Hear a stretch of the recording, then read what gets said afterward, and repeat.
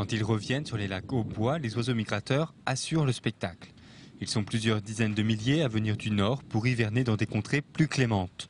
Alors que certains y font guet-apens, d'autres s'arrêtent au cœur du parc naturel et y sont fidèles.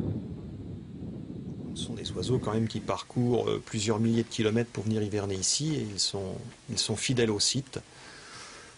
Puisque 2 années de suite, on a retrouvé le même cygne de Bewick qui avait été bagué, qui niche dans le delta de la Petchora, qui est une zone en Sibérie. Et donc on l'a retrouvé l'année d'après, au même endroit, à quelques centaines de mètres près, sur le lac Amance. La création des lacs d'Orient à partir des années 60 a permis à des espèces menacées de s'arrêter en Champagne.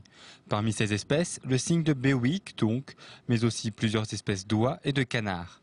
En migrant, ces oiseaux sont suivis de près par leurs prédateurs.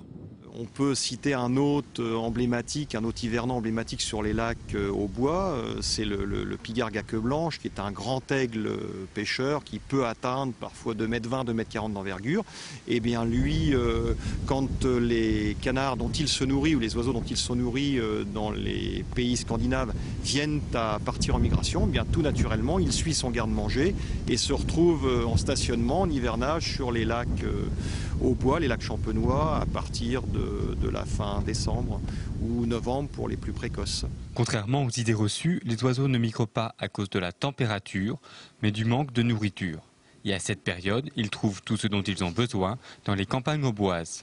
Ils viennent passer l'hiver ici tout simplement parce que, comme vous pouvez voir la configuration des lieux, les lacs sont en vidange, donc ça libère beaucoup de vasières dans lesquelles ils vont donc puiser leur nourriture. Et pour les canards pâturant dans les herbages ou les oies, eh bien, les zones qui sont exondées renaissent, si on peut parler comme ça, en herbe, et c'est une nourriture indispensable pour, pour les oies et les canards. D'autres, comme ces grues ambrées, préfèrent les restes de maïs après la moisson. Alors voilà qui volent, là, près, là. Certains de ces oiseaux resteront autour des lacs durant tout l'hiver, tandis que d'autres partiront pour l'Espagne ou l'Afrique subsaharienne.